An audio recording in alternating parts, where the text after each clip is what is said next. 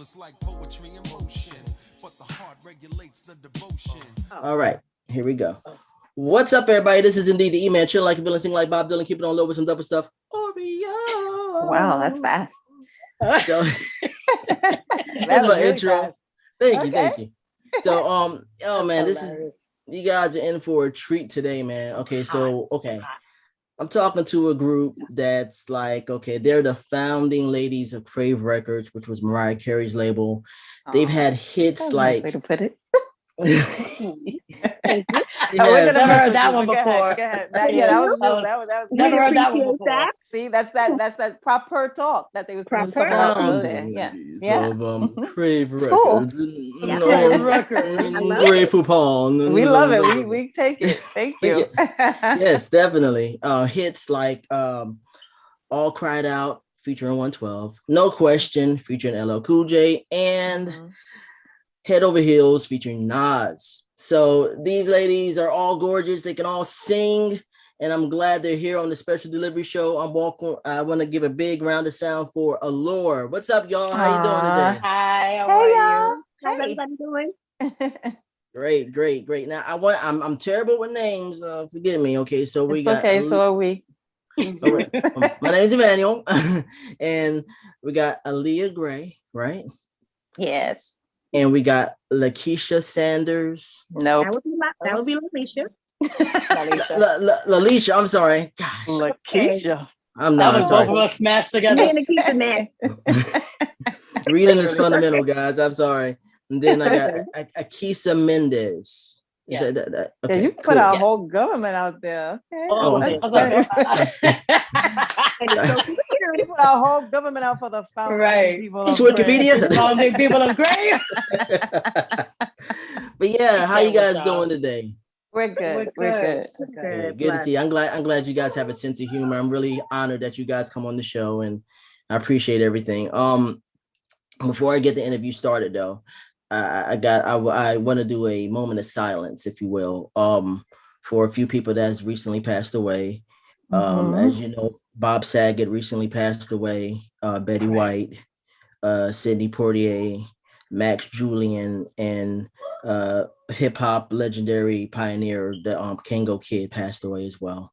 And big brother. And also James Mtume. James Mtume, yeah. And Jesse D from the Force MDs. And Jesse D from the Force MDs. Wow, I didn't even know that. Wow. And Bob Saget, that's not with music. He said that. That was the first. He said that was the first one. Bob. Oh, that's all good. I just wanted to give just a moment of silence for those guys for a moment. That's all.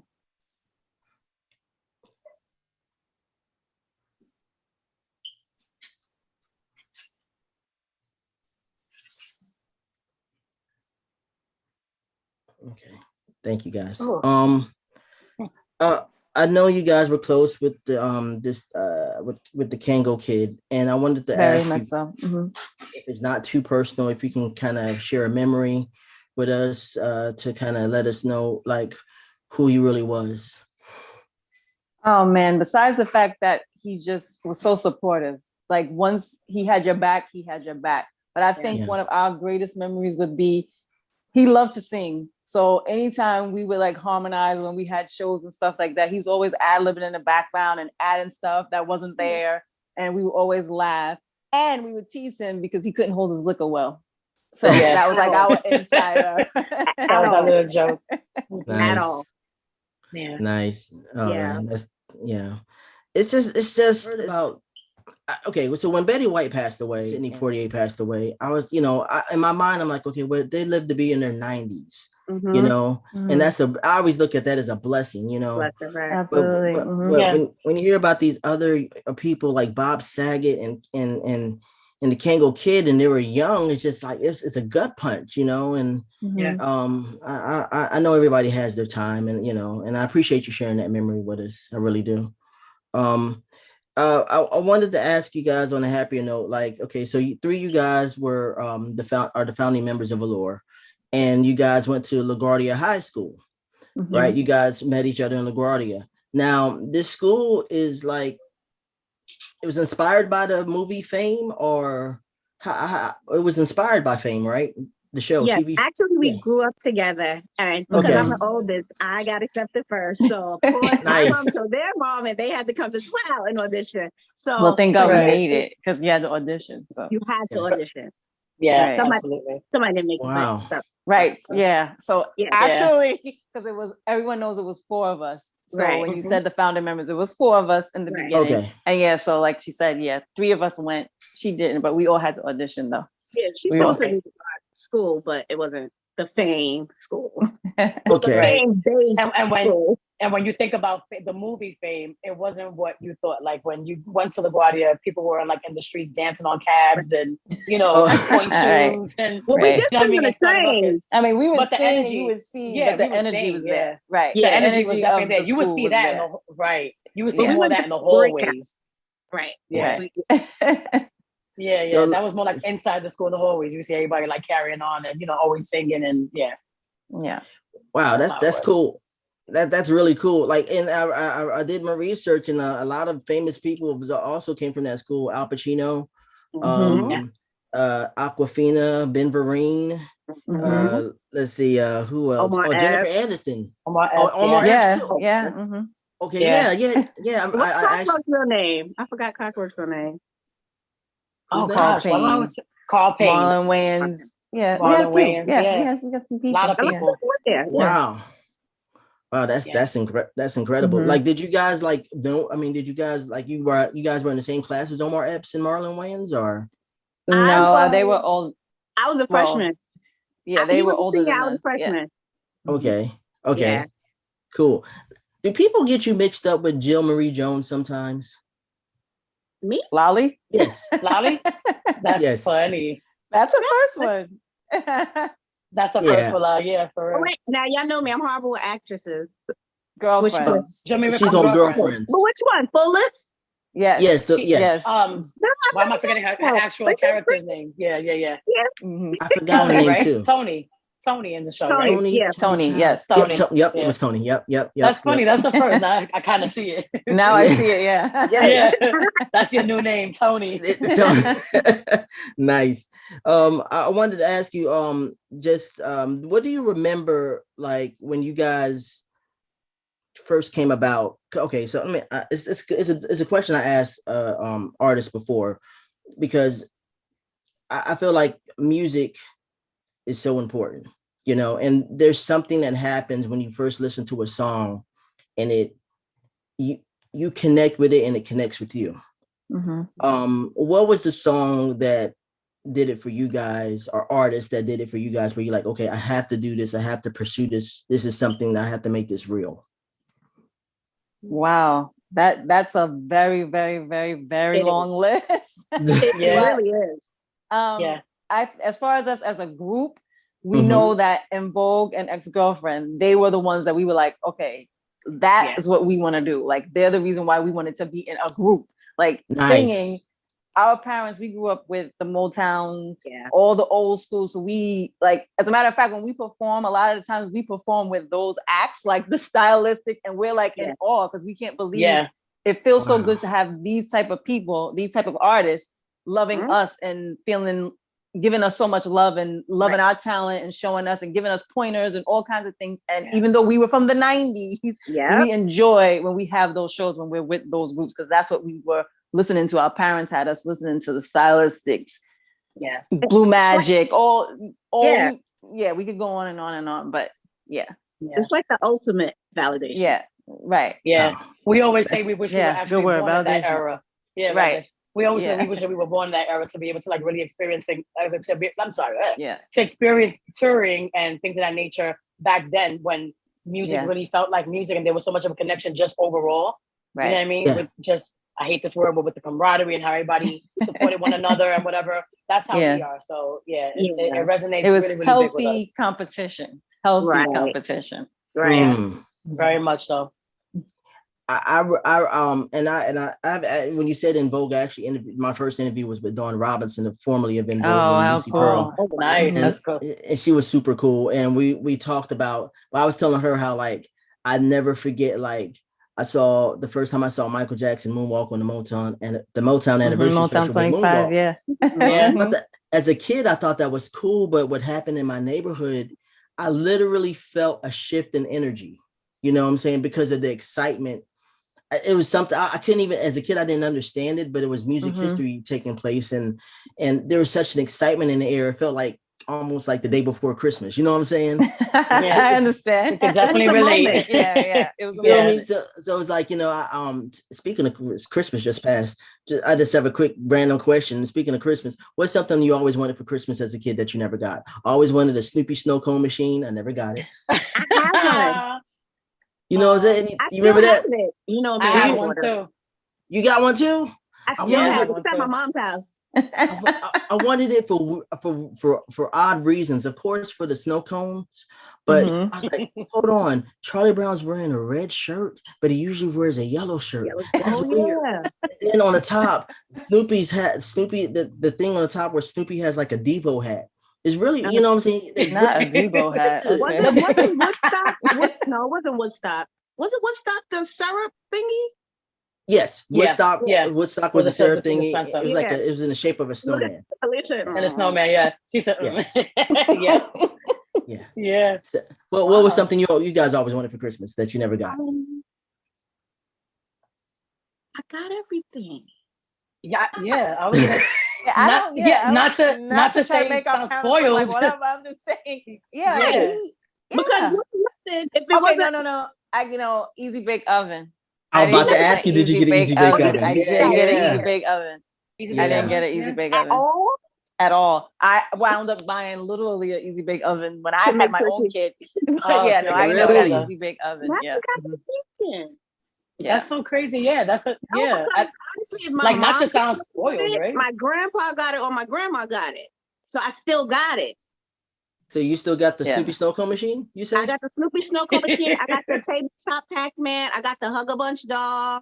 Atari 2600s. Man, you speaking my language. Okay, I take that back. We didn't get the 5600. I did get the 26 and 78. We didn't get the one in the middle. Oh, okay. I think I remember that one. Yeah. Oh my gosh, I remember. I did get a Nintendo. I got a Nintendo. Got a Nintendo. Got a Nintendo. And I still got mine. I still got my 64. Does it work? Does it work? Absolutely. I just played it. I just played it last week. I have Mike Tyson Punch Out. I got Street Fighter, Mortal Kombat. I got my Duck Hunt. Don't play with me. Favorite. Oh my god. She gonna get it. Donkey Kong and Super Mario. Right. Mario Brothers. Look, we mad nostalgic right now. Do not play with me. Oh my gosh. Do not play with me. Listen. Don't play. Those are worth money. Hold on to them. Yeah. I'm serious. Mad money. Sell them. Like the people say it, but I don't want to sell them. Like there's something that's so nostalgic. I think that was the one thing. Some things you just keep. Yeah. I would have to like you gone. I'm sorry. I'm back. People, I said I have an interview. But yeah, it's crazy. Like gosh, I'm terrible. I used to be so good at them. Like with Mike Tyson Punch Out, I would like go through them like Glass Joe, Von Kaiser, Don Flamenco. Now I went 3 rounds with Glass Joe. I'm like, my inner child is just like, you're pathetic. It's like, it's crazy. That was a moment because it's a rhythm, then it's a pattern, and if you forgot it, it's a wrap. It's memory, too. It's a lot of memory. I've never had the rhythm or the pattern, and I still struggle with the rhythm with everything else. So, hey. This is great, man. Oh my gosh. This is great. We're talking about video games. This is awesome. I'm gonna turn the page. Okay, so excuse me, I'm gonna rant a little bit because your album came out in 97. Your debut album came out in 1997. Such a great year. I can't. And I want to bring this up because I think it's so important. Where I feel like between the years of 1990 and 98 was a really important, fundamental era of R&B music that is absolutely forgotten about in the mainstream America. I mean, like people, because when you say pop music, they immediately go for NSYNC, Backstreet Boys, that juggernaut of Lou Pearlman. You know what I'm saying? But they tend to forget. Yeah, it's crazy. It's like, but people forget about Boyz II Men, Drew Hill, Allure, In Vogue, The Boys, Intro. I mean, these groups are so important, and all that music was, and Brandy and Monica. Mm-hmm. All that music was so. I'm not just saying that because that's the music that I listen to. I'm saying that is a fundamentally important era biased, music. But it's okay. I'm a little bit, right? But don't you feel like that? I mean, don't you feel like it's an era of music that mainstream America is kind of like forgotten about, and they kind of glanced over, like, okay, you know, that happened. But even like when you look back at like, okay, like for example, the peak of Backstreet, right? When Backstreet came out with Millennium, and they were on TRL, and Carson Daly asked them, he said, they were like, okay, who are you? Who's the group? What group influenced you? They said Boyz II Men, too. Mm-hmm.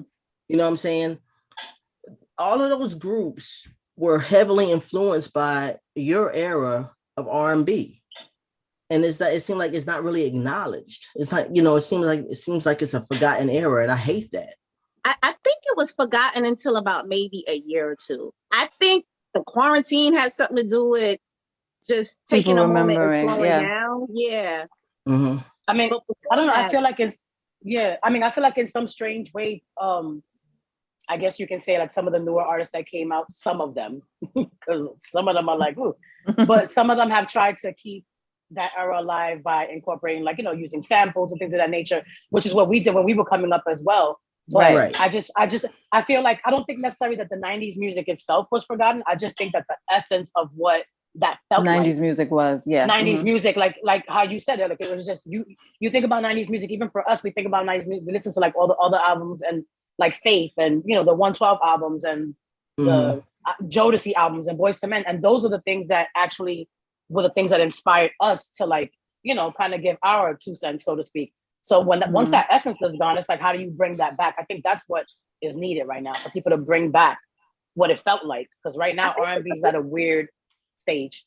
Yeah. I think now they're starting to give the 90s era and those groups from that time their just due and their flowers now. I think you're seeing a lot of concerts now. You're seeing a lot of tours now with a lot of those 90s groups. Yeah. So I think it's coming back. They're trying to bring it back. Yeah, little by little. Mm-hmm. Right. I mean, because I mean, we know. I mean, like we know, like that was our era. You know, that was. I mean, Black America knows, like that's the stuff that we listen to on a regular basis. But I hate that, you know, certain artists weren't really acknowledged like they should have been, you know, and you're included, you know.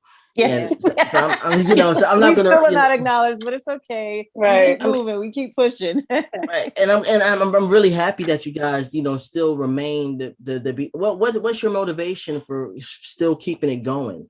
You know, I know our core fans are our reasons for keeping it going. I was like our 623.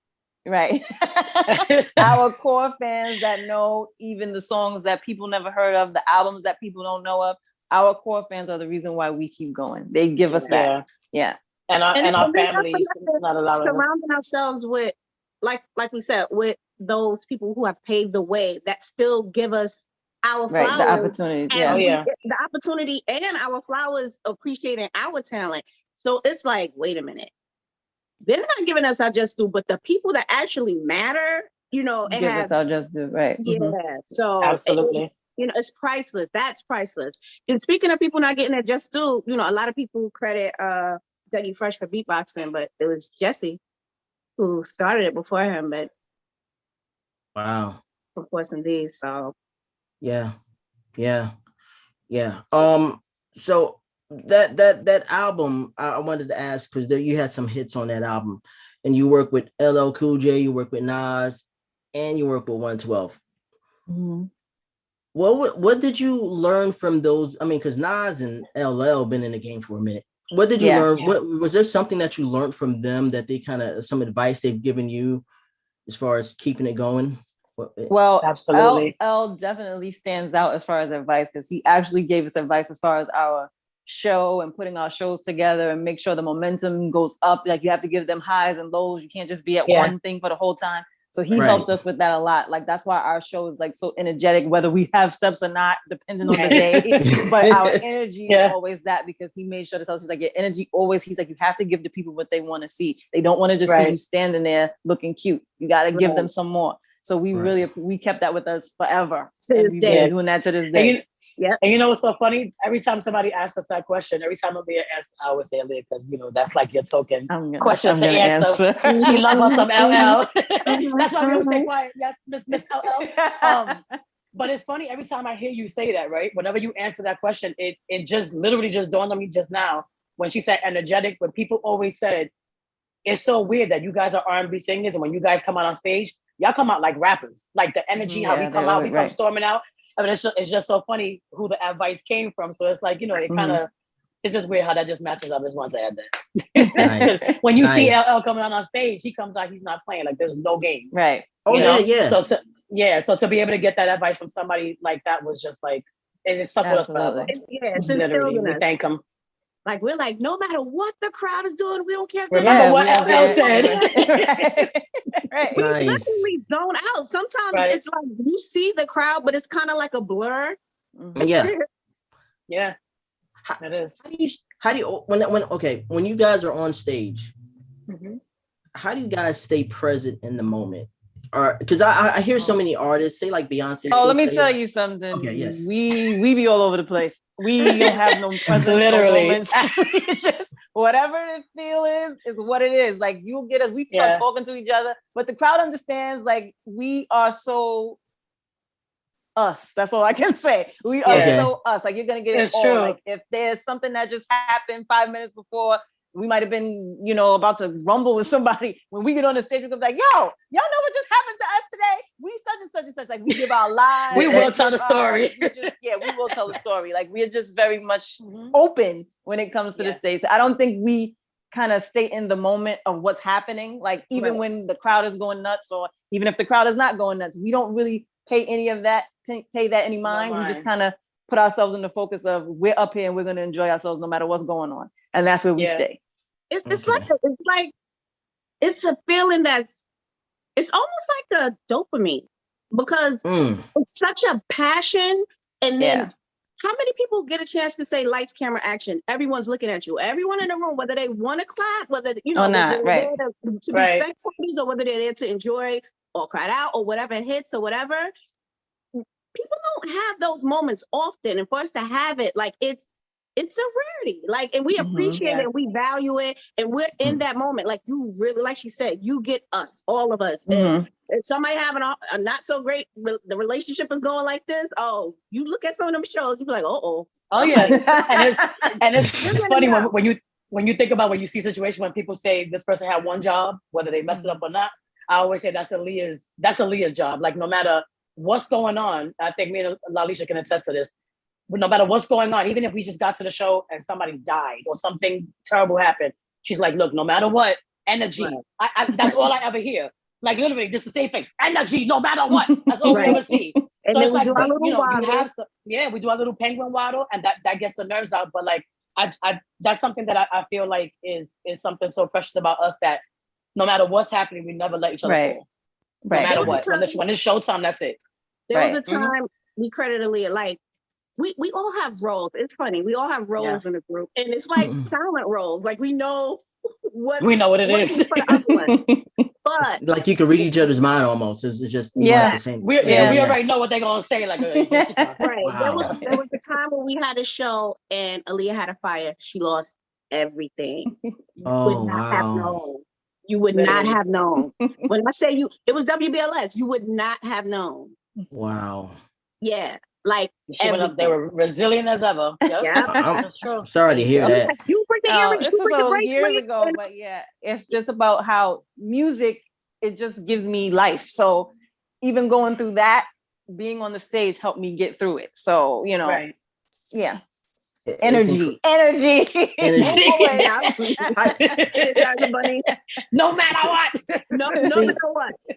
No matter what. It's crazy. Like, how do you when you guys are on tour, like things happen, people get sick, they get like I can deal with a lot of stuff, but if I get a stomach bug, I'm out for the count. So when you because how do you guys that's a man thing. Man, y'all are such babies. Yeah. Suck it up, man. I know. Get some ginger ale, get some and some crackers, some Canada Dry. I love it. Some saltines and soup and call it a day. Call it a day for real. But I tell you this though. when the first time I had real ginger ale, like that real ginger ale, 100% ginger ale. Yes, that's what I got right here. I got the bold. It burns, bro. It does. It does, but it's good. But if you like good. ginger, it feels good. Yeah. If you like ginger, it's good. Absolutely. Yes, definitely. Sorry, but we like took you away from your question. We took for the question. Yeah. I don't even know what I was about to ask. Well, but you said how is it with women? I think with us, we're so, when you're a woman and you're used to bearing children and going through all types of things, and I'm just saying, the thing is, I'm just saying, like we've toured pregnant, we've toured, menstrual or whatever you want to call it, so you literally gotta learn to go along. A clear sign of that, and how we, when Kango passed away, we had a show that he was supposed to be at with us performing, and we had to suck it up. Same day. We cried all day on stage, but we still did what we had to do because we knew that's what he would have wanted. He wouldn't have wanted us to be all sad and say, we got to cancel the show because he's not here. He would have wanted it to go on. So us and full force, the family got together and we still pushed through and we made it happen and dedicated the whole show to him. And it wound up being a really great show. We knew his energy was there. We knew he was there. Yeah, that's awesome. Yes, absolutely. Yeah. Gosh. And I think I'll take it. One of my favorite albums is Life Jennings, and one of his songs is called "Cry," and he said crying is like taking your soul to the laundromat. And I think it's very healthy and very necessary to cry. Oh, we cry. Yeah. We do that. Yeah. We stay clean in our souls. Yes. I don't even know how our tear ducts even have anything left in them. Yeah. We have never had a problem with crying, like getting it out. Like we do that. You have to do that. Yeah. Absolutely. I wanted to ask you about if you don't have to answer it, I understand if it's too personal, because I don't like to ask a lot of invasive. I don't ask any invasive questions. But I wanted to ask about like the we going Mickey, I'm uncomfortable team ass. He's so uncomfortable he can't even get together. Stanley right now, come on. Okay. The record label Crave, which was Mariah Carey's label. Okay. Anybody gets nervous for Crave questions? I'm gonna edit that. I'm gonna edit that out. But no, keep it. No, leave it. For real. You're human. I can't stand the rain. Actually, that's us on stage. We make fun of ourselves. Like, Right. I love that. I see your Instagram. I look at your Instagrams, how you guys like to just joke around and be funny. I think that's great. Thank you. But yeah, what happened? I mean, well, and first of all, that talented people, 7 Mile. I love that. I love those guys. And what happened exactly? Did you guys get along with Mariah? What was it like working with her? I know she wrote a few songs too. So what was that like? If it's too personal. No, that's not personal. We talked about it many times. We did get along. We honestly felt that she was like our big sister. She gave us advice as well, personal and business wise. Okay. So, and then we came back from Japan, and the label debunked. Everything's gone. We went to Japan touring, for our first album, and everything was going. Yeah, for about almost 2 months. Oh, it's frozen. Right. Oh, he's frozen. Is it me? He's frozen. I'm frozen. No, you're moving now. For a second. Now you're moving. Like a quick second. I was kind of listening. I think he was just sitting, just listening. Oh, that was I'm sorry. That looked like it was frozen. Okay. Everybody was frozen. I prank my nephews all the time. I'll be like, well, if that's what you just did, that was good. Thank you. Like, I think we always, we're so used to getting backlash about talking about our story because for some reason, people don't want to hear true situations when it comes to certain artists. I understand Mariah, we were fans as well. We still are, regardless to the situation, regardless to what happened. But what people don't understand is they were not there. We was there to know how our relationship was. So it felt kind of weird that we couldn't get a phone call to say, guys, this is what's happening. Because a lot of people get it twisted. Crave wasn't like falling apart when we were on the charts going up. Everything was going up. And we're touring, like we said, we were touring, promoting our album. And then we came back and there was nothing, no label, nothing. It just was like, hey, guys, you're moving to another part of Sony. And that's all we got, not from her. And we felt like the relationship that we had with her. Yeah. Come on, you could have let us know what was going on. And it's funny because had it been 2022. Back then, there was no social media, so we're not gonna. We're not the type of people to have our phones out all the time. When we were around, it was personal, private moment. Right. Very private, you know, and we had those moments. So it's like you can't tell me what it was. Now, if it was that, then okay. But from us, like being young teenagers, well, older teenagers, early 20s, this is what we thought it was. And that's what we were shown. We were shown love, and that's what we gave back. Right. Yeah. So to come back excited from a tour like that, it's crazy. We're human. We were hurt. Right. So for people to act like, come on, like it was worse. That was like our first real breakup. Forget boyfriends. Yeah. That was like our real heartbreak. We should say, like, I mean, because we try to be tough. We got this, you know. But I'm just saying that really, like, we took that to heart because we really, like she said, it was love. It wasn't just a relationship of, oh, y'all come in the studio, sing, and that's it. Like, we could tell you personal things that we would never say. We shared with her, she shared with us. So it's like we were in it. So like I said, we felt like, you know, we could have at least gotten a phone call, something just to say, you know, this is what's happening, guys. You know, it's out of my hands. It's in my hands. I just don't, whatever it was, we just felt like we deserved something. Absolutely. And people can take it how they want to take it. That's not us, because we get a lot of trouble when we start talking about her. I could care less.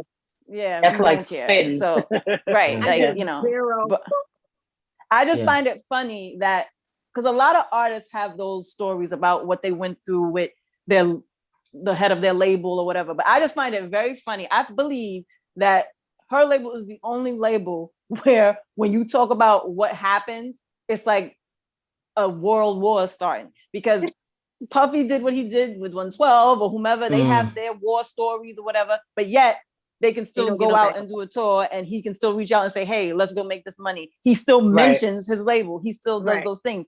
Right. Jermaine Dupri, Escape. Everybody has their war stories. But to me, it just feels like we are the only ones that have our war story, and everybody is upset. Like, you can't do that.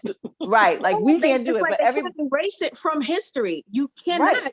It is our history. So regardless of whether it's our story, and we will tell our story, whether you agree, whether you like it, dislike it, hate on it, so be it. But you can't tell my story. Right.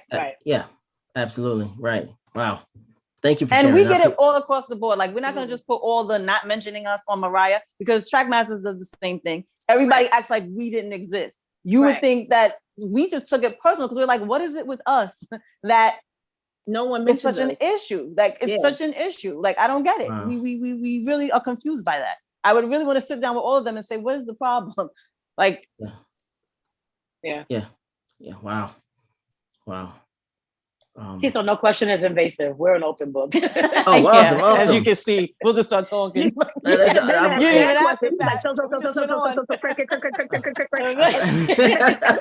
I feel like he got little people under his jacket fanning him, because he was just like, I gotta ask it.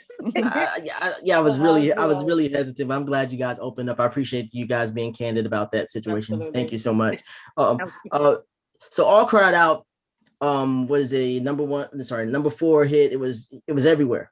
As a matter of fact, I posted on my Facebook that I was going to interview you guys, and one of my friends who's Caucasian, she was like, "Oh my God, I love that song." You know, so not Caucasian.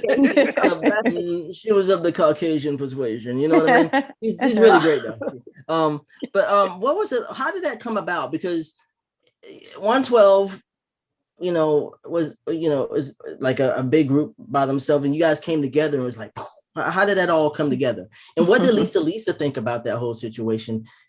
Yes. Well, at the time, like we mentioned earlier, we had all these features on the album. We had LL, we had Nas, we had Raekwon, and people that were writing for like major, like, R&B, hip hop artists, so whatever. So at the time we were putting out, the singles that we had putting out were like kind of on the hip hop-ish side, I guess. You know what I mean? Yeah. And when the time came for people to discuss us doing a cover, Trackmasters and Mariah were going back and forth for a while. Like, okay, what should we do as far as a cover? And they wanted to get something that was going to be something that could cross over. You know what I mean? Okay. That it wouldn't be just put in one box. So Mariah was like, well, what do you think about doing All Cried Out? So since we were fans of the song initially, we were like, hell yeah. Then the issue was just trying to find the male counterpart, because, it was Lisa in full force. So when it came about that full force wanted to, also wanted to do so, we were like, oh, like hell yeah, like why not? Yeah, they gave us their blessing. And then somebody else, Patrick, because I always get the details about how they threw out Drew Hill, they threw out Boyz II Men, but Mariah just did the song Once We End with Boyz II Men. Yeah. Right. So Jodeci, there was a lot of people that we had in mind.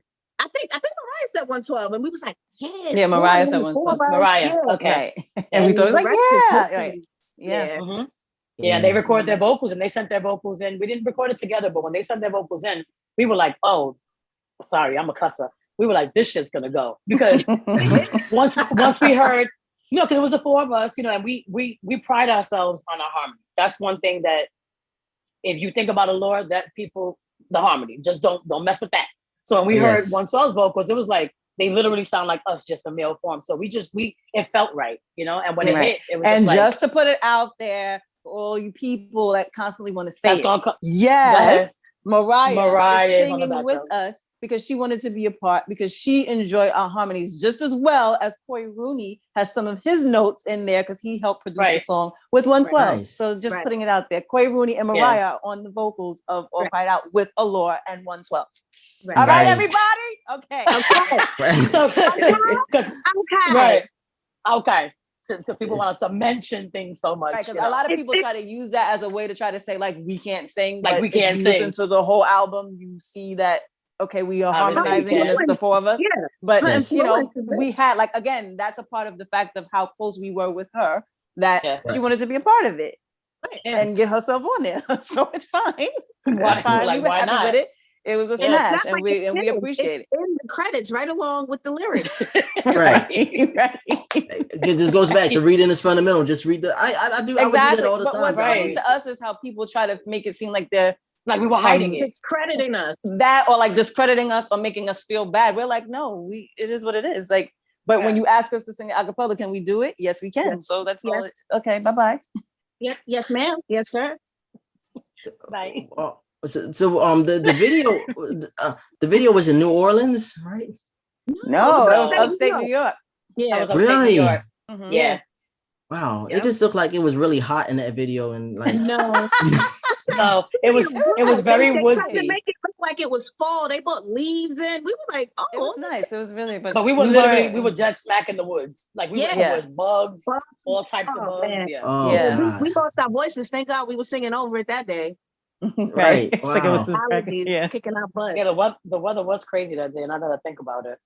Yeah, it was weird. It was fun. Yeah. But it was fun. Are they cool to work with? I mean, at the video set and everything, are they really cool? Or are they assholes? Cool, 112. Yeah, 112. No, they assholes. In 1997, they were cool. 1997. In 1995. Oh, nice. Oh my gosh, that's so great. Refers to the earrings again. Nice. I didn't even see that. No, we had a good time. We had fun. Yeah, that was the first time we actually met. We were just like a remedial class trip. Yeah, it was cool. And it's funny because when we first got there, you would think that we knew each other for so long, like the way everybody kind of got along, which was weird. Like everybody was just straight goofy. It was a nice time. It was a good. Yeah, we had a good time. Yeah, that's good to hear. Now, my favorite song by you guys is "Last Chance." It's like, it makes me sad and happy at the same time. Like it's sad because it's like I'm the owner of a lonely heart. I'm like, I'm never getting married. Oh well. Oh, you're hopeless romantic. But it's a beautiful song. It's like one of those perfect wedding songs. I like that song and don't say wedding songs because a lot of people, you have to listen to the words, listen to the lyrics because people have asked us to sing All Cried Out at weddings, Last Chance at weddings, and we're like, guys, this is not a happy time song. This is about breakup. This is about confusion. I don't know if I want to be with you. I might want to be with homeboy over there. I don't think that's appropriate for a wedding. We get lost in the music. I think the video concept is what confuses people. And I think the music is like people are listening to the fact that it's a slow song. It's pretty, so they're not listening. But also the concept shot video probably throws people off too because it was a wedding theme. Yeah. And then remember too, people focus on the chorus. Yeah. Yeah. He's really singing it in his head. So close and yet so far. Yes. Gotta find my way to your heart. That's not. Yes. Yeah, no. Jay, let's see your own song. I didn't listen to my lyrics, nor did I read the cover. I was about to say, you gotta see your own song. It's kind of like how I always say when people listen to Earth, Wind, and Fire, Reasons, and they're like, "Oh my God, that love song." I'm like, "Yo, he's talking about having a one-night stand." Like, literally, y'all. Literally. Yeah, you fucking on. For real. Wow. Beautiful song. I love it. But people be like, "Oh my God, it's so romantic." No, it is not. But he's talking about a one-night stand. Let me tell you something.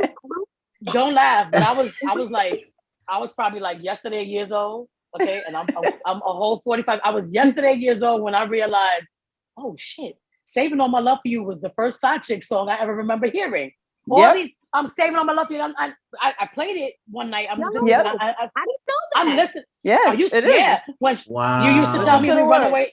You used to tell me we run away together. Love gives you the right to be free. You said be patient. Just wait a little longer, but that's just a few listen to everything. Stolen A few stolen moments is all that we share. You've got a family. You got your family. You there. Yeah. So I try to resist being last on your list. Come on, girl. But no other man will do. Yeah, right. Wow. But see, it takes yes. Yeah, it takes you to grow up and go through things to understand. Like, okay, this was exactly what I didn't think it was back then when we were kids. And you're listening to Whitney and Mariah and all these things. It's like, oh, we're just fans and we love music. But you don't listen to the concepts behind it. So it's like, oh, that's what's going down. I got you.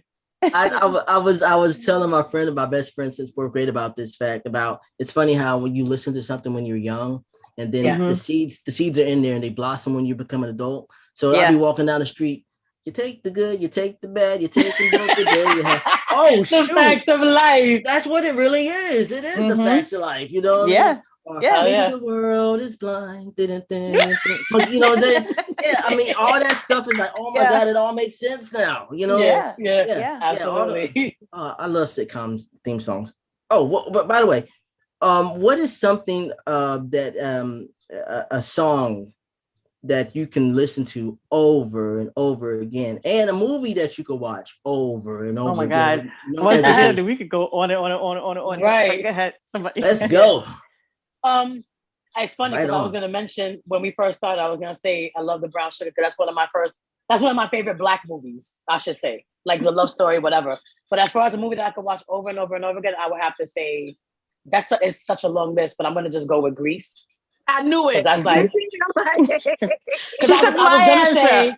I'm sorry. I was going to say Imitation of Life because that's one of my mom's favorite movies. Yeah, whatever. That's sad. That one's sad. It's sad. Yeah, it is. But so I'll just happier times. I'll say Grease because I know that Grease and West Side Story. West Side Story. Yeah. Did you see the new West Side Story? Did you see the new one? I actually haven't seen it yet. I was actually sitting here last week saying I'm not doing it because I'm very finicky with I don't like how they did Grease 2. I feel like they disrespected like hell. And I said it. But see, that wasn't a remake. That was like Grease 2, but they shouldn't have done it. They shouldn't have done it. They shouldn't have done it. Leave it alone. I try not to hate on remakes because we did a remake. So I try not to hate and I want to give it a chance. I want to give it a chance. But also certain things I think you should leave alone. Yeah. But like the new Maria's voice, I like her voice. So because of that, I'm like, we haven't seen it yet, but hopefully I haven't seen it yet. I'm gonna give it a chance. It's gonna be great. Yeah. Okay. Yeah, because those are classics in my book. Mine's is The Color Purple. I knew she was gonna say that. I know she was Color Purple. Cool. That's so sad, but I have to make a I have to make a confession. These are my confessions. Just when I thought I never seen The Color Purple in its entirety. I know. Don't revoke my black card. Interview. Okay, so you and Lalisha. Yes. Lalisha and you are gonna go on a movie something in the choking because y'all. Interview. Wait a minute. Press leave. I'm leaving. No. Sunday I was in church. She really left. Oh, she's gone. Oh, she's back. Oh, she's gone again. No, she's doing that because you didn't see the movie. Oh, she's back again. Are you kidding me? Emmanuel. I know. Okay, you have homework to do. Right after this interview, go and watch The Color Purple. I've seen bits and pieces, but I haven't seen bits and pieces. No dribs and drabs. Go look at the whole movie, please. Not dribs and drabs. Oh, there you go.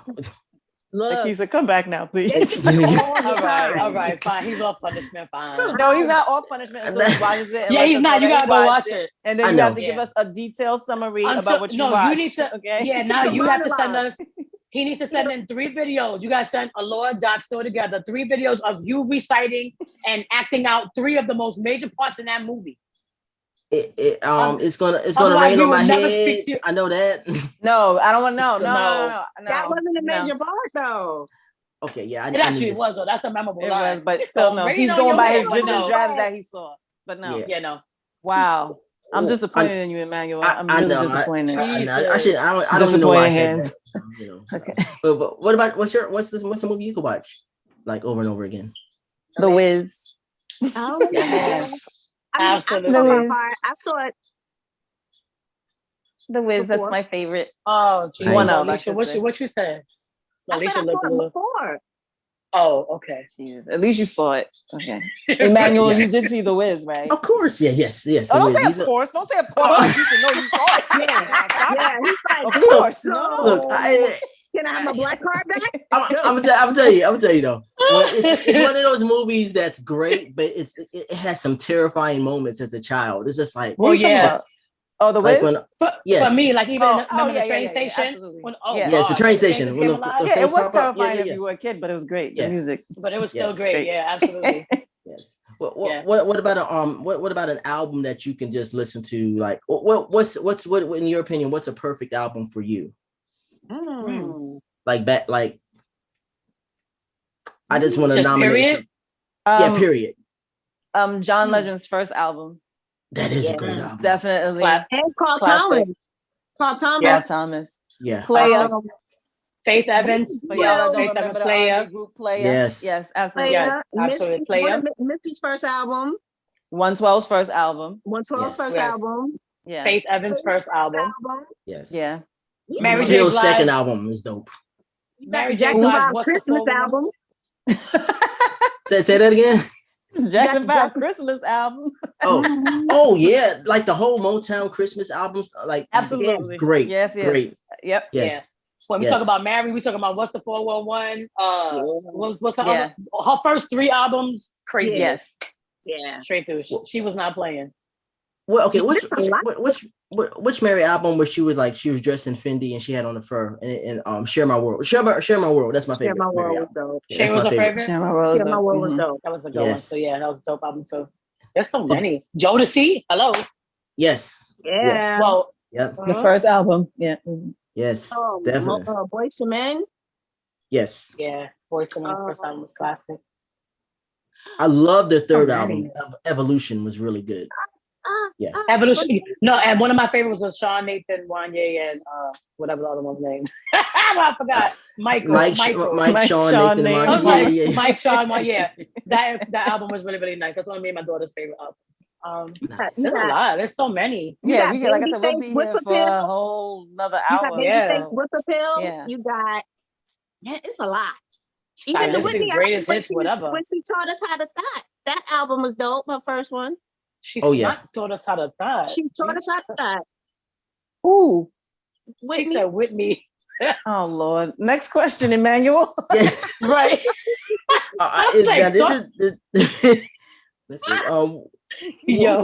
What is an artist that people will be surprised that you might listen to? What's an artist? Because I have a really eclectic ear for music. So what's somebody like wow, you listen to this person? Is there somebody that people might be surprised to know that you're a fan of? I wouldn't think they would be surprised, but the Mamas and the Papas, California Dreaming. Yeah. Nice. I think for me, Bob. Go ahead. Go ahead. No, I was about to say there was a time where I was a hardcore Dixie Chick fan because of the other one. Their harmonies are dope. Yeah, they are. Yes. I think for me, I used to be Barbra Streisand for me, but I used to always be like a crazy heavy metalhead. So I love like Led Zeppelin. I love Kiss. Nice. I love Bon Jovi is my absolute oofa. Richard Marx. Bon Jovi's, yes. Richard Marx. I'm a very poppy. Yes. Yeah. Like you said, I'm a big fan of the Caucasian Persuasion Pop world and stuff. I love me some Richard Marx, Michael Bolton, like that. Yeah, I mean, to us, it seems like they're normal. You know what I mean? Right. Like, so I wouldn't think it would be a surprise, but I guess to some like, people maybe, yeah. Linda Ronstadt, name, but I know his last name is McDonald. Michael McDonald. Michael McDonald. Yeah. And Foreigner, that's Sting, right? Foreigner? No. Police. Sting is the police. No, because I'm thinking I wonder what love is. I just know that's Foreigner. Yeah, that's Foreigner. I want to know what love is. Foreigner's not. Yeah. You had Whitesnake. You had Air Supply. Yeah, Steve Perry with Journey. Yeah. Honestly, Journey's great. Actually tease Akissa because she's normally our DJ when we're traveling or when we're all together. And her mix is like everywhere. Country music, rock music, Caribbean music. Then we got South R&B. Like it's all over the place. But that's just how we listen to music. So I was just telling somebody that story how I said, you couldn't mess with my CDs back in the day. I said, but Aaliyah would say otherwise. Because I would have that with R. Kelly. She'd be like, hey. It wasn't so much what she was playing. It would just be where she would take you. It was like 1 minute we was humping and pumping, and then the next minute she's like, Jesus. I'm like, where we going? Now we praying? Okay, I'm confused. We like, wait a minute. We was just popping our behinds. Now we praying. Okay, cool. Oh my gosh. That's hilarious. She didn't listen to I'm the same way though. She didn't have a good segue, right? Hey, listen, don't feel bad. I'm the same way because like I DJ'd at a party and I went from R&B and then I went from the Sister Act 2 soundtrack. So you down with Akissa? Yeah, it makes sense. Down with me. We're gonna swap playlists. You got iTunes. I'm gonna share my playlist. Just do it. Thank you very much. Until he watches The Color Purple, no swap it. That movie. Listen, over that one. Sister Act 2 had some of the best music. Lauryn Hill was that's one of my favorites. Yeah, that's one of our favorite movies too. Yeah. Yes, definitely. I come from that group. Well, the movie after City High, the group was formed after that, right? Yeah. Yeah. Yep. Oh, I'm like, who the guy, the boy? Okay, yeah. The guy, yeah. Yeah, Ryan Toby. I don't know. Ryan Toby. All right, you have the names. He said Ryan Toby. But he ain't never seen The Color Purple, but he remembers Ryan Toby. Like, we need to think of Lobo for real. Like, I'm the worst, the absolute worst. Yeah, I remember most of the names too. Yeah. Oh yeah, I'm a movie junkie, so it's just like actors and actresses. I usually know the names and stuff like that. Yeah. But unfortunately, I've never seen The Color Purple. I'm sorry, but 2020 was a year that changed the entire world. I don't want to see you right. He's like, and unfortunately, I never saw a couple. So 2020s. We heard you, Emmanuel. Very bad. Just as bad as our playlist. Right. That was a Akissa Emmanuel playlist segue. Yeah. So 2020 was a bad year. But was there something about 2020 like that changed you to where you learned something about yourself that you carried over to 2021 and then 2022? I don't even know if I made myself. You did. I understood it. Non-Color Purple. Watch and see a person. I think for me, it made me learn to take a seat and relax myself. I am very much an on edge person. Like I overthink everything. Like I'm always coming up with, no, it has to be something bad or something. I have to come up with 5 million scenarios for one thing because I just don't trust things. So I'm like all over the place. So I just learned that, Alia, relax, take a breath. That's what I learned in 2020, to just take a breath. That's it. Nice. Me too. I think I just learned what was important. Like, we have to wear so many hats, still being entertainers. Like, we're still moms, we're still spouses, we're still, it's just so much. You just kind of take some things for granted, like little things, like a hug, like, just little things. It was just taking a moment and spending time with family. Some families didn't do so well, we had a high rate of divorce, but for the most part, rate of divorce, not statistics. Oh my God! Statistics say when you're together, you don't want to be together. But no, it was taking a look and appreciating the little things. Realizing, it helped me realize who uses you. What? Like, no, meaning because we had to be stationary. Yeah. I drive. So I was like, you weren't getting as many phone calls as, it showed people's true colors. It was very telling. Yeah. Very telling. Thank you. Your go. Yes. So everything that they just said, but I think for me, there was just a personal realization of the importance of everything that they just said, but also because we're very giving people, if you will, like we're very family oriented. We're very I need to fix. Well, sorry. If you like, we're very like, how do I fix this? How can we make this right? How do we turn this around? And for me personally, I felt like I need to take 1,000 steps back into pouring more into myself and being a little bit selfish, because sometimes when, like Lalisha said, like you take, people take for granted like small things, like, like you said, the hugs, the I love yous, the letting people know that they're important in your life. And sometimes you do that so much for everybody else and you don't do it for yourself. And sometimes, like she said, you gotta take a seat and just say, relax. Some things you can't put too much effort in, because if you can't control it, what can you do? Right. So I just feel like, and I've gotten closer and closer to God more than I've ever been in my life. And I just realized, like, prayer, as much as we might sit back and question God and say, why, and we don't understand things, like, just like we talked about Kango and things like that. You just have to sit back and just say, you just have to embrace life and just live the best life you possibly can until the wheels fall off. And not question anything, really. Huh? Yeah, there's no do-overs. There's no do-overs unless you come back like a pigeon and shit on somebody's head or something. Listen here. Oh my Lord. Just, Emmanuel. Wait, did she just say if you come back as a bird and shit on somebody's head? Yeah, it's a pigeon. Specifically a pigeon. Specifically, not even a beautiful toucan or a parrot. She's just the dirtiest bird. Wait, dirtiest bird in New York.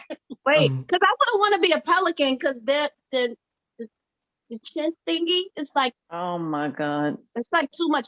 A pigeon, you could sit on the sill. You could go to Bryant Park. And then why are you picking specific locations? Because the bird shit on me, so it had to be somebody, because it was random. I'm like, the fuck? I'm gonna drink my bowl ginger ale.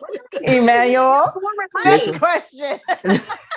Let's see. What is something? When you guys were on tour, did you guys have any like crazy fan encounters, like guys coming up to you like, I love you, marry me?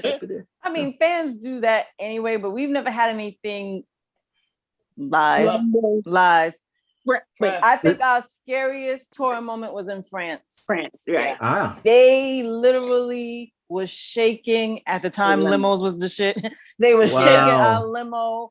When we got out the car, inside. They were trying to pull out tracks, like get a piece of hair. We're like, it's not ours, but you can have it. I mean, whatever. So they was pulling hair. They was trying to get a piece of your clothing, and we never experienced anything like that before. We always experienced people like, oh, we love you guys, and we're like, oh, cool, hugs and whatever. This was crazy. Like that's when we realized, like, scary. Yeah, I think it was really. I think that one, and when we went to Japan, it wasn't because they were confrontational. It was just the fact of how do people find out where you are. We were going into the hotel. And we were tired. We were walking into the hotel, and there was like the big entrance to the hotel, and these two big trees on the side. They literally stepped from behind the tree with photo albums. Speaking in Japanese, mama, sign. We were like, wait, you came out of a tree? Like one or two, and it was like 4. Right, you got to remember this is like everything was clear. Right. And you got to remember, this is before Instagram and all that, where you knew where everybody was. So. You guys went to Japan. That's like one of my things I always wanted to do. What is it like there? Is it people say it's super clean? Awesome. Really? Yeah, it's awesome. Yeah, it is super clean. Yeah. And they're super polite. They're very polite. Yeah. Okay. Yeah, to us it felt like like the city part of it felt like New York in a way. Like all the big buildings is lit. And the way they dress was so cute. Like, their style. That's with the girls, the style. So dope. Like they like to. we've always said that they love the culture, like they love the music, how we dress and stuff, and they do it, and it's just it's so cute. They do it in a way, It's not like oh we're trying to be. They show love, like we just love how you guys are. Even when we went to concerts, people could have a conversation with you, but they knew every lyric to every song on the album, even the album cuts. Right. You know what I mean? Wow. So yeah, but you should definitely make that a trip because that's something that you would definitely enjoy. But after you see The Color Purple. After you see. Yeah, you can't go nowhere till then. I'm off tomorrow. I'm making my business to do that. Any money bet Alia's been sitting there the whole time. Alia already just texted the passport agency and told them that you cannot get your stamp too. Yeah, that's it. Emmanuel Bryan, we got your government now. Got me. Now, as a fan, this is something I always wondered. Okay, and being real, I'm a fan.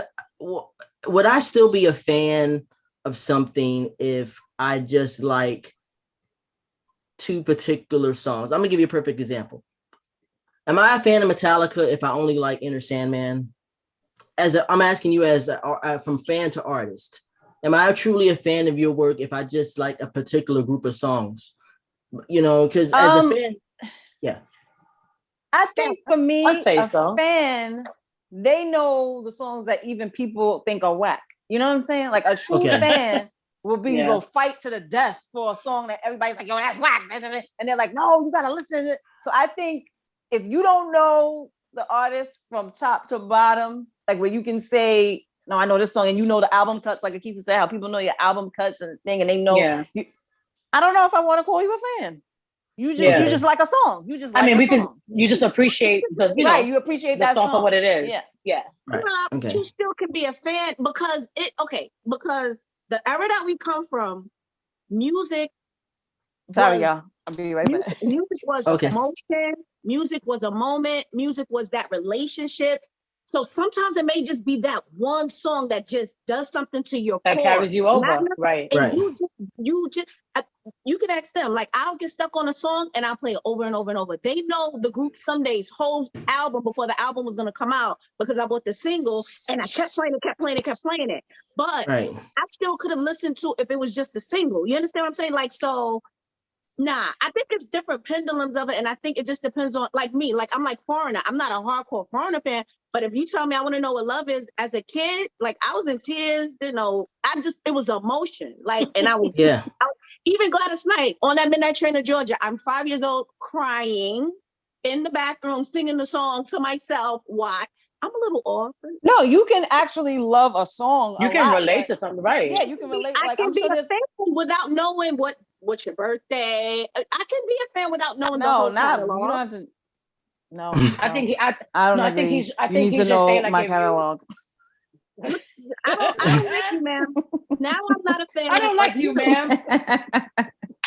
All right. So when I was growing up, a lot of the songs that I liked, with certain artists, I connected with the videos, and I would buy the singles. You know, and sometimes that's all at the time. That's all I could afford. So it was just like I'm wondering, like if I like for example, like I said, I really connected with Metallica's Enter Sandman, but I never bought the album. But I really love that song.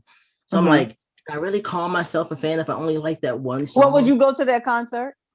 I don't think. Emmanuel, you got to watch Color Purple because I think what you should do if Enter Sandman resonated with you in that kind of way, maybe you should just try to give it a chance and then listen to their stuff, see, right? And then see, because there might be something else that's in their catalog that you didn't know that you might like, right? And you'll be like, oh, wow, I love this. Yeah, they put me on to certain artists like Anthony.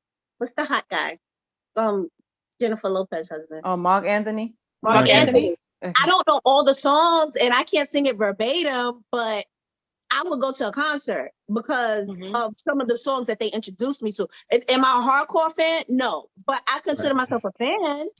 Gotcha. Okay, maybe if he's like Alia, he don't consider me a fan. He's like, you're well, let me say this. Maybe a fan is somebody that just appreciates what you give to the world. Energy. Yeah. Right. It appreciates what you. So, like I said, but if you like a song from an artist, give them a chance. Now, if you listen to Metallica and you're like, I can't really get with it, then you just can't get with it. You just happen to like that song. Because there's some artists like that for me now that's how I feel like I like a song, not everything. So I wouldn't consider myself a fan. I just like that song, you know. Okay. Yeah. Cool. Yep. Yeah. Thought about Third Story too. Oh, Third Story. I like those guys. Third Story is amazing. They're so amazing. Yeah. Now that's like me. That's like me when Natasha Bennett do it. Are they still? Is it still 5 of them, or are they broken down to 4 now? It was 3 the last time. It was 3. Yeah. Right now they're working on like separate. They're all doing separate things.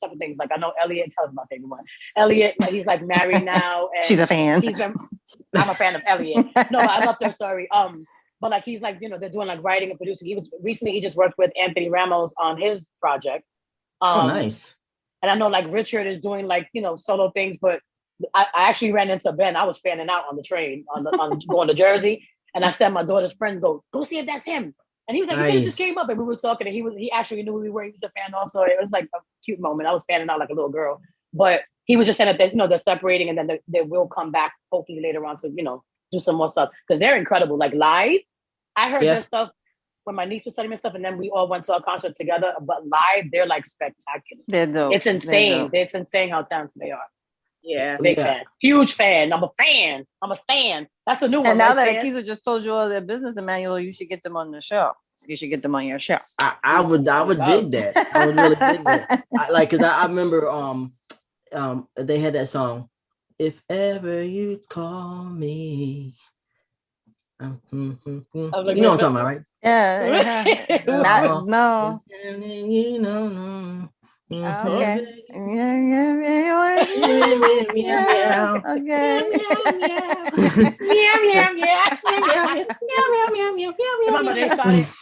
They started out doing a lot of covers and stuff, and then they did their own material too.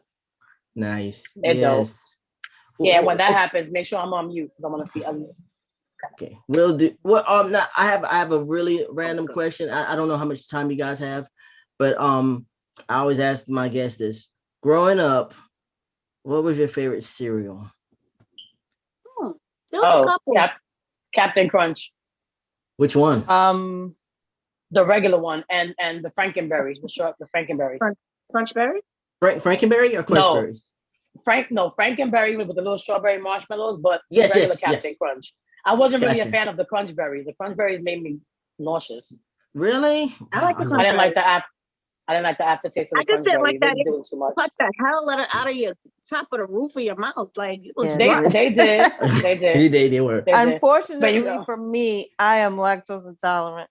So am I. I didn't get to enjoy cereal like that because it would make my stomach hurt. So I didn't really have a favorite. But if I had to pick, I went with Cookie Crisp all the time. That was my least. I didn't like anything chocolatey, waffles or that stuff. Yeah, Cookie Crisp was, but I would kill myself after. But yeah, so I wasn't a big cereal person because I like to eat it now. Now that they got almond milk. Almond milk is a great alternative. Almond milk is great, but yeah, I'm sorry because I didn't really grow up eating cereal. I'm not a fan of it now. Like when I eat it, I have cereal, I'm like, I don't like it. So I love it now. Fruity Pebbles was good too. Fruity Pebbles. And like, no. I just lied. Pac-Man. I didn't like King Vitamin. My mom used to get that with Wick. Yeah, King Vitamin. You know what? It tastes like air. It tastes like air. It did. It like I used to put sugar on it. That it was in. It's a big box of air. This is crap. But actually, I want to retract my statement. My favorite one was Frosted Mini Wheats. I'm an old lady. I like everything. But Frosted Mini Wheats. No. Okay, I do like Raisin Bran. But she's always been the one that likes all the nasty everything. stuff. Like everything she like eats, we'd be like, no, give it to Mikey because she eats everything. Like she Mikey. Definitely Mikey. Raisin Bran, Life, all that stuff. Yep. Here's the thing. Like, okay, so when I was growing up, all we had was cornflakes. Our options were cornflakes, oatmeal, or Bisquick pancakes, which I love Bisquick pancakes. My mom always Bisquick pancakes were good. Yeah. I would go over my cousin's house. He would have Lucky Charms, Smurfberry Crunch. Fruit Loops and Apple Jacks. Apple Jacks. He would have all the monster cereals. The Smurfberry Crunch, I remember like it was yesterday. It was amazing. Dig'em Smacks look like roaches. Ooh. No, that was I didn't like those. And they get soggy so fast. The honeycombs, the smacks, the honeycomb. You know which one you have to try now? You got to try the churros. They slam it. Churros? Cereal? They're like it's like cinnamon toast crunch, but they're like little churro bites. Oh, so I love cinnamon toast crunch. No, that's one of my favorites too. You gotta try it. It's good. You're fat. You said you're fat. Well, who was your celebrity crush growing up? Menudo. That's your answer? It was? I had the button? That you weren't a fan though, right? I knew the songs. I had the button. But my real crush is Michael Jackson. MJ. Man, when he had the lace front and I didn't know it was a lace front, I want my hair like that. The question is, are you a fan? Are you a fan? Wow. She has the vinyl. That's crazy. Was De La Soul, 3 Feet High and Rising. That was the first album I bought with my money. Really? Oh, wow.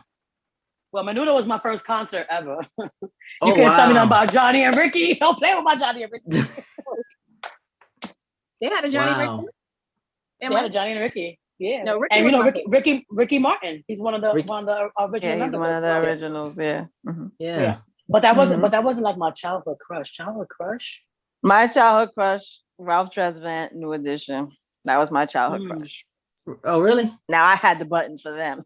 Yes. I had the button for them too. I heard it really great. Ralph Tresvant was my favorite. Yeah, I think for me, mine was Ronnie DeVoe from New Edition. My favorite was Ronnie too, because I thought he was a Leo. I don't know how I mixed that up. Not because of his zodiac. I just thought he was cute. Yeah, I've been on it. That was a nice cute. Yeah. But Michael's the Leo. Wow. Michael Jackson was always beautiful. Michael Bivins. I was Michael Bivins. Nobody said Michael Bivins. Leo. He's the Leo. I thought Ronnie was the Leo. Okay. Who said Michael Bivins? No, he's a Leo.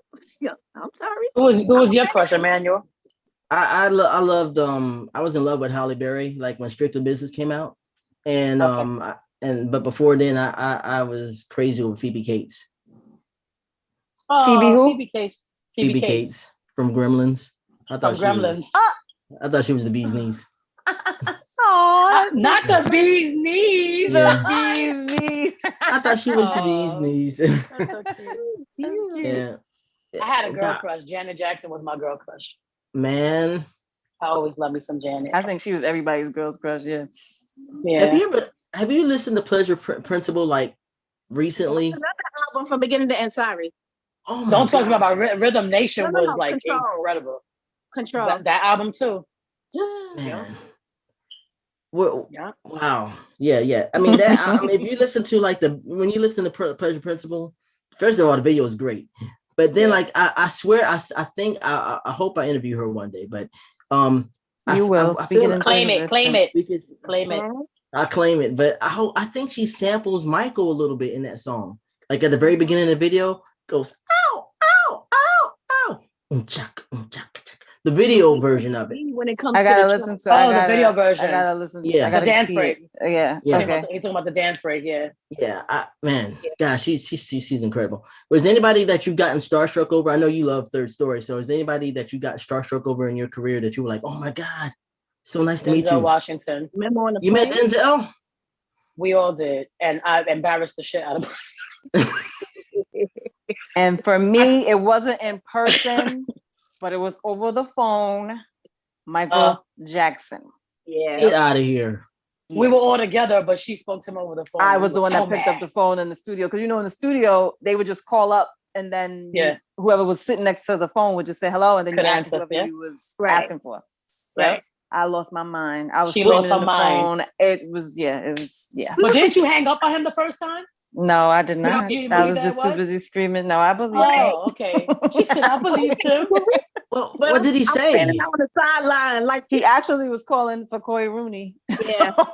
And he asked to speak to him. And when I started screaming, he just started laughing. Yeah. I was being such the consummate receptionist. So I was like, who's calling? She was. And he was like, this is Michael Jackson. And I lost my mind. And he just laughed and, chuckled his little giggle. And I was just like, I can't believe it. So that was my moment. I will remember that moment forever. I think my moment was Timbaland. Wow. When remember I told Annette, I was like, Annette was like, I'm gonna go get him. I was like, wait a minute. Y'all was like, Lolly. I'm sorry. Like, okay. I still have my picture. Wow. Oh my gosh, that's incredible. But guys, I don't know how much time you guys got. I'm sorry if I took up too much of your time, but no, it's okay. I just don't realize. I just want you to, I'm holding my phone because I had to get my charger real quick. And so it's fine because my phone was about to die. Okay. Yeah, we're good. Cool. I got this has been incredible. Like I just got to ask the last question. What are you guys doing for your mental health to stay, sane? Because I'm glad now we're living in a time where people are actually talking about it now, and it's a thing that's not so taboo in the Black community, and Yes. Yeah. And how do you guys stay? And also, how do you guys stay so beautiful? Like, you guys look great. Do you drink a lot of water, or do you eat apples? Do you eat apples? Yes. Oh, sorry, that was funny. Thank you. That was. Do you eat apples? I love a good pink lady apple. They're so good. Pink lady apple? Pink lady. Yeah. Yep, just like Greece. Is that a liquor? Is that like no. It's Gala, Granny Smith, like it's Pink Lady. Like it's I've never heard of that. I just heard about cotton candy grapes. Connoisseur. Those are great. The cotton candy really grapes, good. I haven't had them yet. I want to try them. Yeah, Pink Lady is really good. They're addictive. She gets too squishy too quick. But anyway, okay. How do we get apples? Sorry. I know, because mental health. I used to work in the produce department. And I vent and I purge and I feel better. I'm also bipolar, ADHD, PTSD, all of the above. And you balance. All the D's. All the D's. All of these. She got all of these. I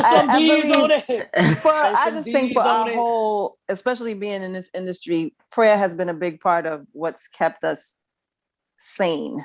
We have our moments, believe me, we have our moments, but prayer, surrounding ourselves with great people that truly care, and we have each other when we're having those moments. If we need to cry and we need to vent, just get it out, we have each other to do that. So that's a big part of how we're able to keep ourselves and deal with what life throws at us a lot. Yeah. And also just changing like eating habits. I know a lot of us tend to go back. Well, a lot of us as far as me and Lalisha, but we've just gotten more involved with like, for me, I've gotten into like the juicing and trying to cut out certain my juice is coming tomorrow. Yeah, like, vegetables and just eating better, because you'll be surprised at how much food we've consumed since we were kids. That when you stop eating all that stuff, you see like you lose the headaches. It helps with your physical health and everything. So like it's really, really important. Like I was never. I used to say water was nasty. Like why? I just started eating watermelon after 30-something years. Wow. Because I never understood. Yeah, she always would complain about watermelon. They're like, girl, you just haven't had a good one. Like you've been trying to get her to eat watermelon for the longest. Yeah. And now literally every time I go to the supermarket, I'm picking up a watermelon. My daughter's like, she's like happy that I finally did it. So it's just about just really trying to like eat better and incorporate the water, the juicing. But you also have to do what works for you. Like you have to, exactly. Everybody's body doesn't react to the same things. Like a lot of people say about plant-based. I decided to stop eating meat, but I couldn't give up my fish.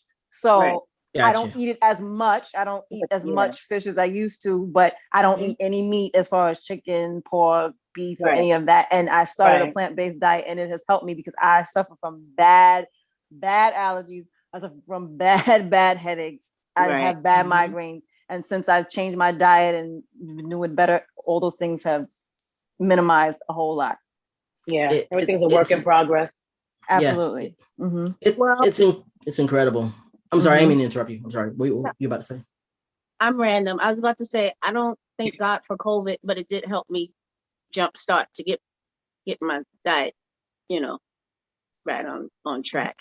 I think COVID woke a lot of people up about a lot of stuff that we didn't know about. Like I think COVID, one thing that COVID did positively for me was open. Well, for me and a lot of people was just open people's eyes to not everything that makes you feel better has to be connected to medicine. Because people, those big farms, that's their goal. Money, getting you to take these medications that in the long run ends up making you more sick. There's so much organic stuff and so many spices and so many things that are in your kitchen that can heal you from the inside out. And I'm just really, really grateful for, being able to be knowledgeable of all that now, especially at our age, because we need it, you can literally turn your whole everything around, you know what I mean? Just by eating right sometimes. I want to clarify what I said, because it might have came off wrong. I didn't mean like thank God for COVID, period. No, we know what you meant. No, we knew what you meant. No, because I didn't say I had COVID. I was about to say that's what's like, wait a minute. They're gonna be like, no. Yo, like stop playing. Like, wait a minute. We understood what you meant. It's good to clarify. But I didn't what the backstory wasn't there. Yeah, right. Sorry. I got you. No, we got you. And even I've been living in South Carolina for the past 12 years. And when COVID happened, I still had to work both of my jobs. And I noticed that, there weren't a lot of people outside. And this was like in April. And I noticed that it's not as hot as it usually is. And the sky is a lot clearer. I noticed that COVID, you saying? No, when COVID was happening, I noticed that since there weren't so many people out and about. I noticed that it wasn't as hot. Okay, I noticed that it was, it was the sky was a lot clearer. But yeah, I agree with the food thing too, because like you definitely are what you eat, and you just got to be conscious of what you put in your body. Yes. I've been eating a salad a day, and it makes a whole lot of difference. Yeah, for the past year or so. Right, absolutely. Yep. Yeah, tonight I will be salmon and asparagus. Nice. That's what I will be tonight for the second night in a row. Yeah, absolutely. It changes you. Is there anything you want the people to know out there? Like anything that's going to be happening soon? Are you guys going out and about on tour soon, or? But we're working on tours and things of that nature. But the one thing that we're very excited about is our new podcast that we're bringing out.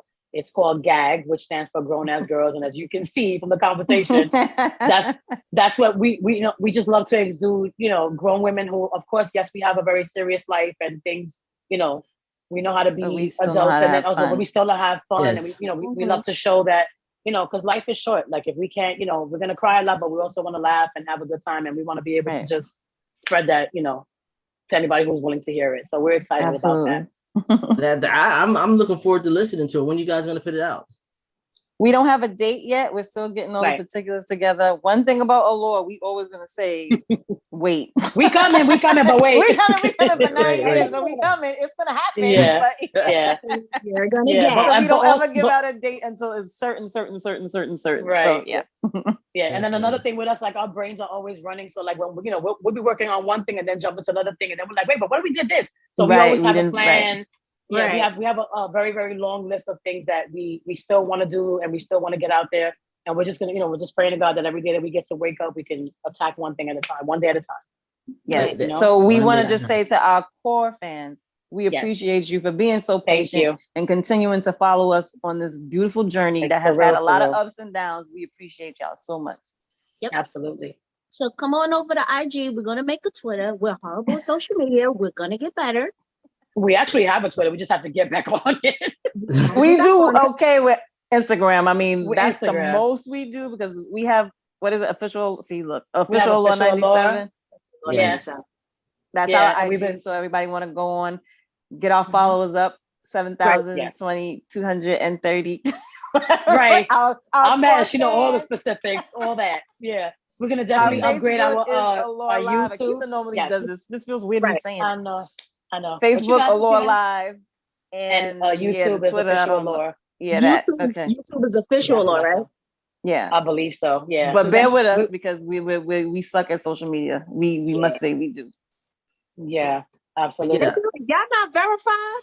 Verified? People keep calling. Oh, and speaking of verified, there was a new little tidbit of people. I don't know if anybody heard about it, but I'm going to spread it anyway. That when you go to verified account. When you go to verified accounts, when you press the 3 dots up on the person's account, there's going to be a menu that opens up. If the menu, when it opens up, does not say about this account, that means it's a fraudulent verified account. Okay, good to know. I'm not going to be on. So if it says, I'm just saying. Somebody put it out there and was like, if you know, we know. Good. Yeah. If anybody's confused about why we don't have a check, it's because we want to get it the honest way. And whether we get it or not, we're still going to remain who we are. We don't necessarily care either way. Right. About this account is these faces. That's about this account. So yeah. And we eat apples, Pink Lady. and we eat apples, not Pink Lady ones. I'm gonna find those, but we do eat apples. Yeah. Pink Lady. I gotta try it. And yes, golden is sweet too. Mm-hmm. Yeah, and I used to work in the produce department, so it's Okay, honey crisp are good, and oh gosh, Granny Smith, those are my favorites. Granny Smith are my favorite. favorite. Awesome. Yeah. Mm-hmm. Yes. Yep. Gosh, this has been great, man. I appreciate you guys' time. This has been Emmanuel, awesome. you have homework, Emmanuel. Yes. We're gonna check on you. We're gonna check on you next week. Okay. Yes. Color purple. Right. Yeah, you stuck with us. We're gonna bug you now. We're gonna check up on you. It's all good. I appreciate everything. I'm going to watch that movie. I need to, because there's a lot of movies I haven't seen, but there's a lot of movies that I have, and so like I definitely need to watch that. But thank you guys for color purple is just classic. You gotta embrace that. Yeah. I'm so disappointed in you, Emmanuel. You're gonna make up for it. He eats Granny Apple. He eats Pink Ladies. He loves mac and cheese. Well, as you're eating that, make sure you're watching The Color Purple. Okay. And I will say this: be a little bit more optimistic and positive about finding love, because anybody that can express or can use the term "bee's knees" deserves it. I'm gonna say that. Thank you very much. Absolutely. I think she's bee's knees. There's a character who eats an apple. You have to tell us which one eats the apple. There's a character that eats an apple and comes from. Okay. All right. I'm gonna do that. I'm definitely gonna do that. But yeah, thanks guys for everything. Right. Thank you. Emmanuel, you are the bee's knees. You are the bee's knees. Thank you so much. I appreciate it. Thanks for having us. Thank you. And I appreciate your time. Thank you so much. Absolutely. Thank you. Have a great day. Thank you. You too. Bye. Ciao. Now, how do I get out of here? Look at me, looking like I'm 73. I know. Love y'all.